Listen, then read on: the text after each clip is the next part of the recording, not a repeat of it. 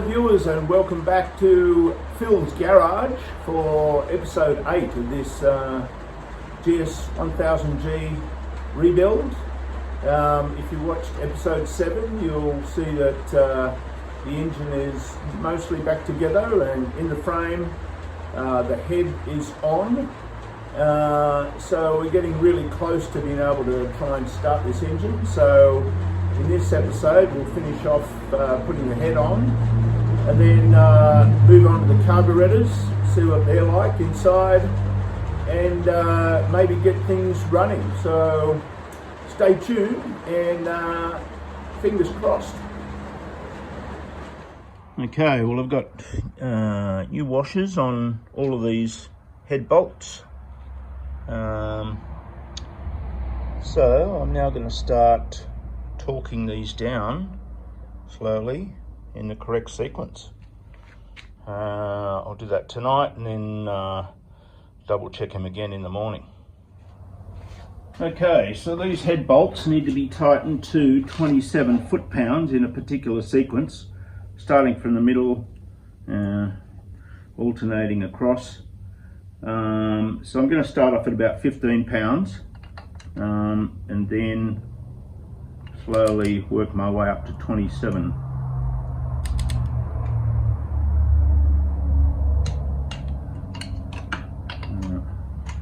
Start from the middle and work out.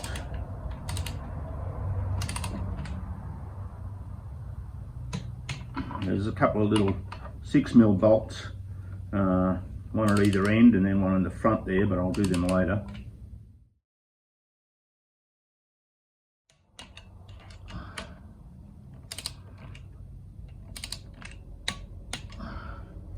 Okay, they're all up to 15 pounds, so I'll adjust this up to 27 and then finish them off.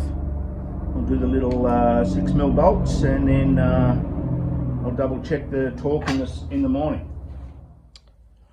Okay, so it's next morning. I've double checked all the torque settings and the larger bolts needed just a fraction tighten up. So now it's time to put the cams in. I've set the engine to top dead center. So we'll put some assembly lube on these cams and put them in and line them up to the marks. Okay, so those cams are in. I've used assembly lube on the cams themselves and the cam caps. Set it to top dead center. Tightened up the chain at the front there, and what you find is that there is some numbers on the cam sprockets. So that exhaust one at the front there, that number 1, needs to be level with the top surface. And then number 2, what you do is you count from number 2 there, I'm not sure you can see that, and count back 20 pins to the number 3 on the inlet valve. And that means that it's if that's all aligned, then you're all good. I've also reinstalled the cam chain tensioner, so that's working well, and I've given the engine a turnover, a couple of rotations, and everything seems fine. So yeah, sort of the top end is done. The next thing I'm going to do is maybe install the starter motor and just spin the motor over and see if we're getting oil pressure and oil pumped up to these cams.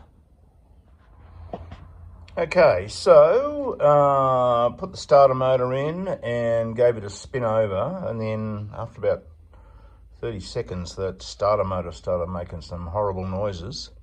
Luckily I got another one that came with the bike, so I put that in and that's working much better. So spun that over for a while, and eventually we did get oil pressure up on the instrument panel, and it looks like there's oil flowing through to the top end. So I'm going to put the cam cover back on, and then we can move on to carburetors.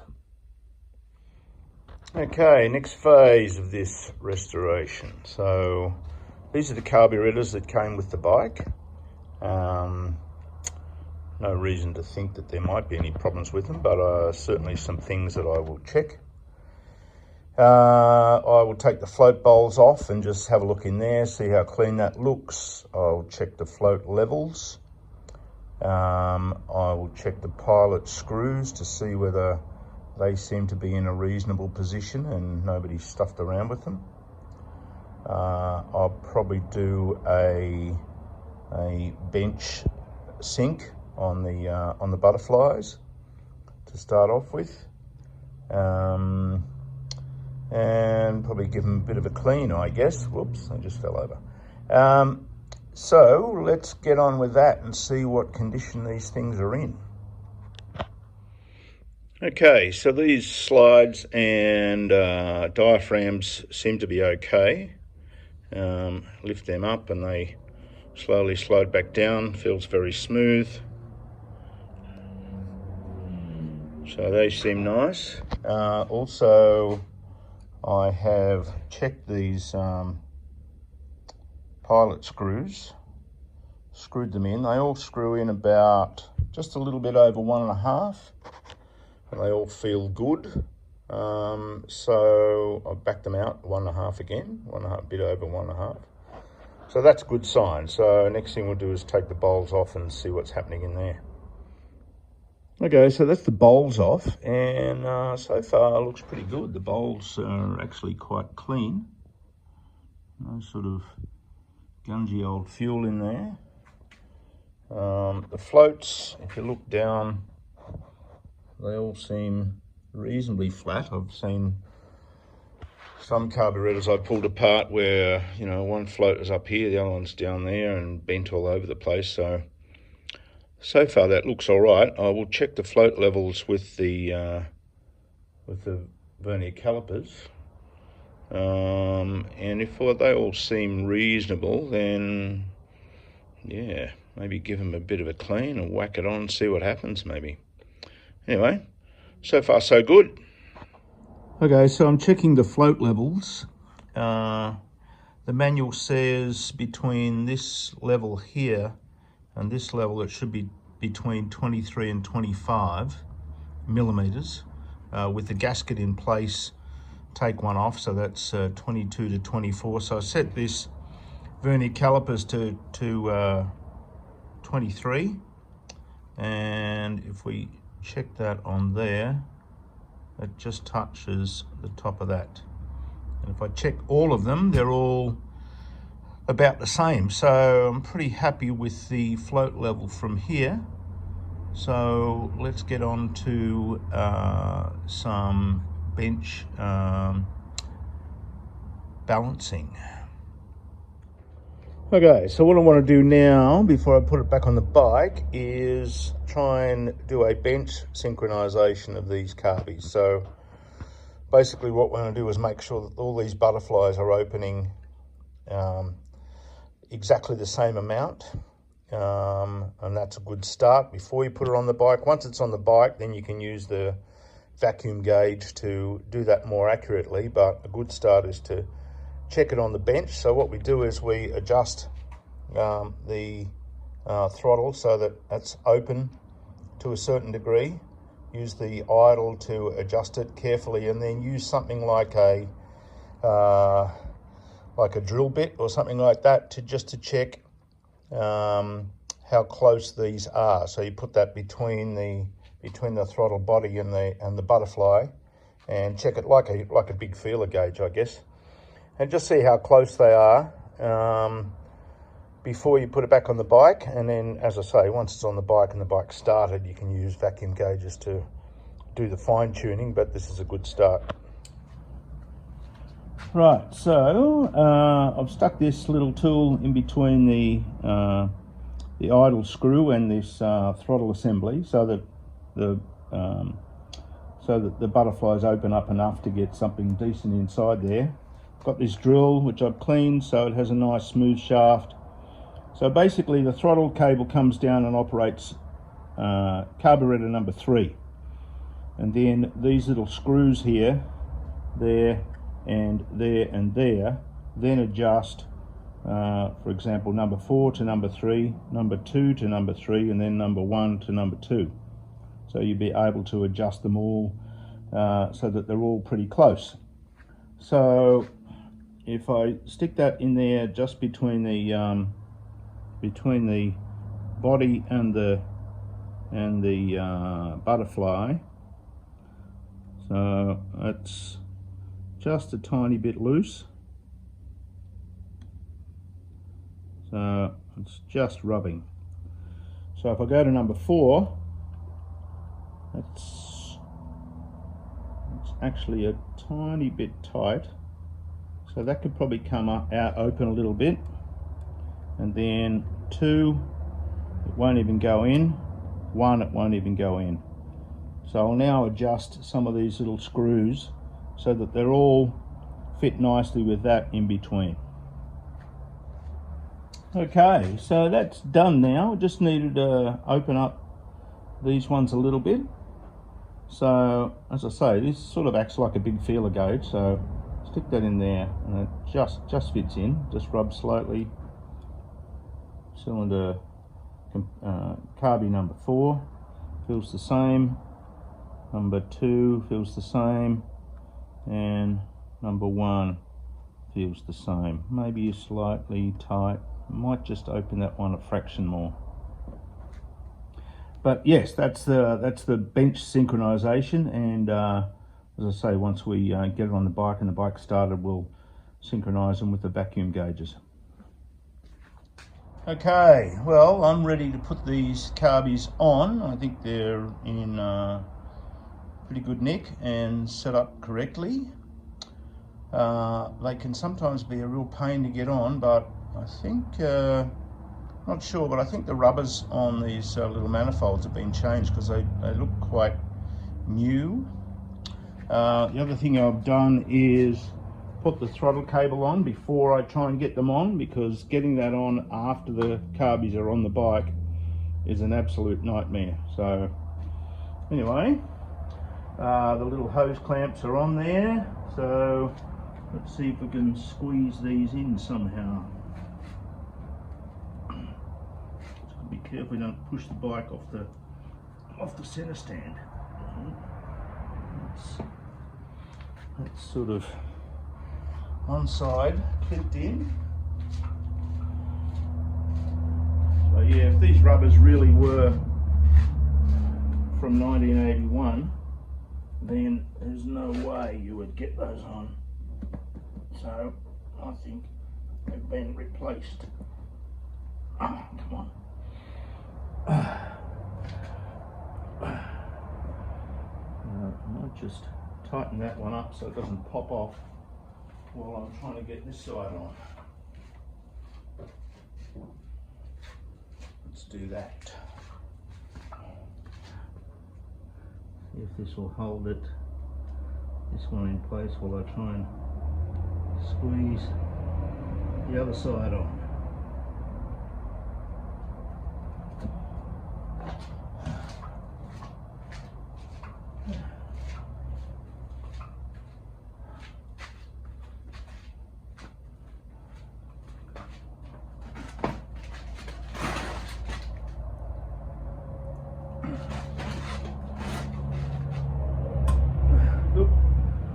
Okay, that's just popped on, so that's good news.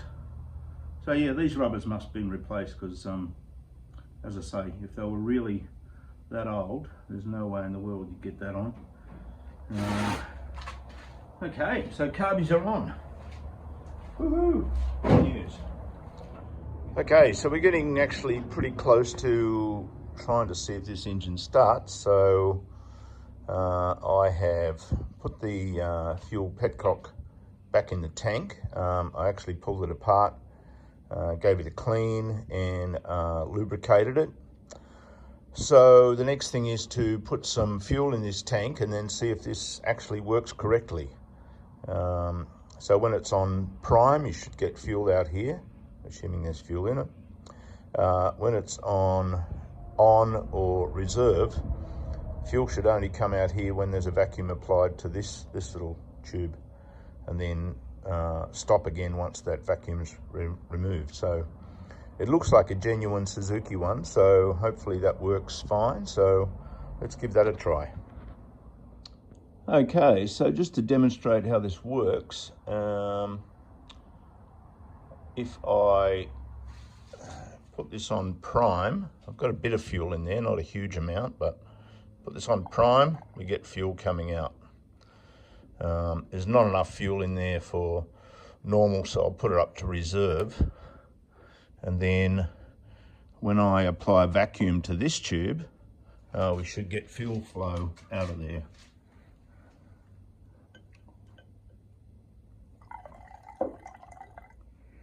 So you see that flows, but also stops when you remove the vacuum, which some of these Chinese knockoffs of these petcocks don't actually do that properly. So get the genuine ones if you can.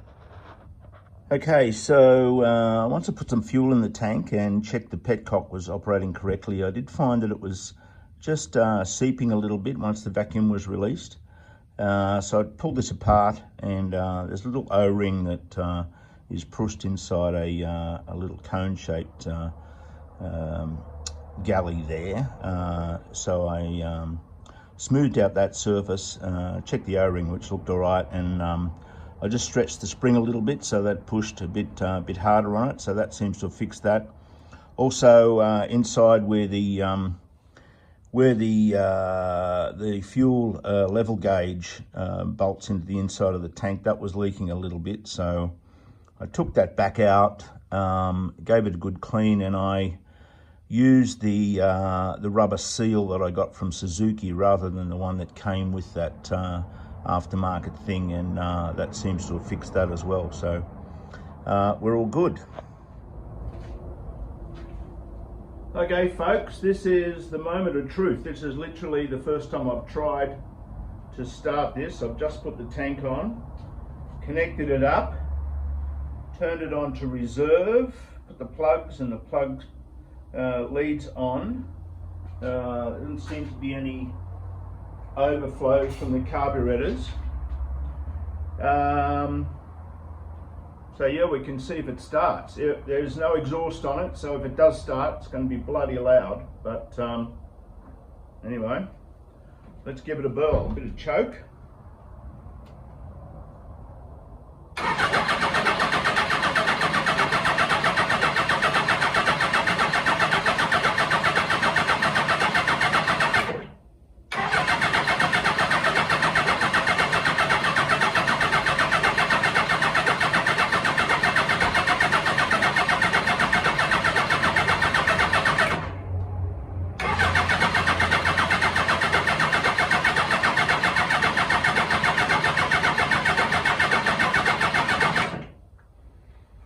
Okay, that's not very promising.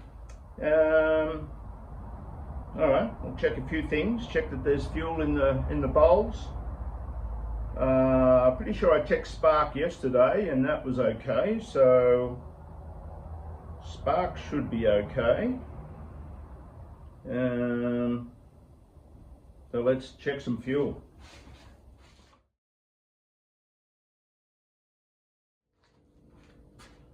Okay, so I've checked the spark. There's definitely spark. I didn't use any choke, so maybe I'll try a bit of choke. Or maybe I did, I don't know.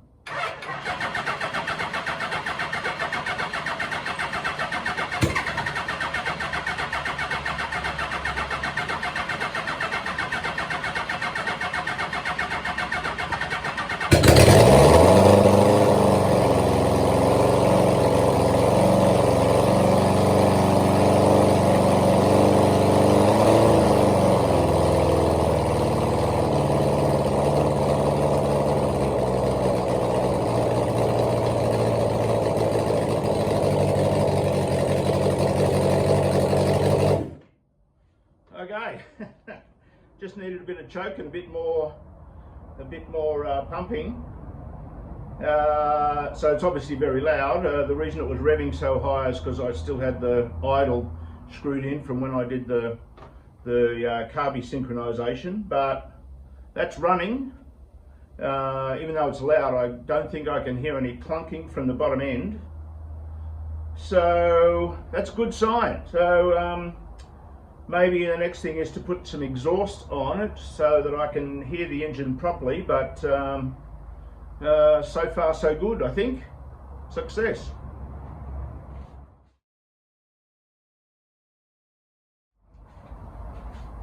Okay, so I've just put the exhaust system on, which was a bit of mucking around because the bolts that I had were actually a bit too short, so I had to go and get some slightly longer ones. They were just going in by a couple of threads, so I wasn't happy with that. So that's on. So tank's back on, in reserve. Let's give it a go.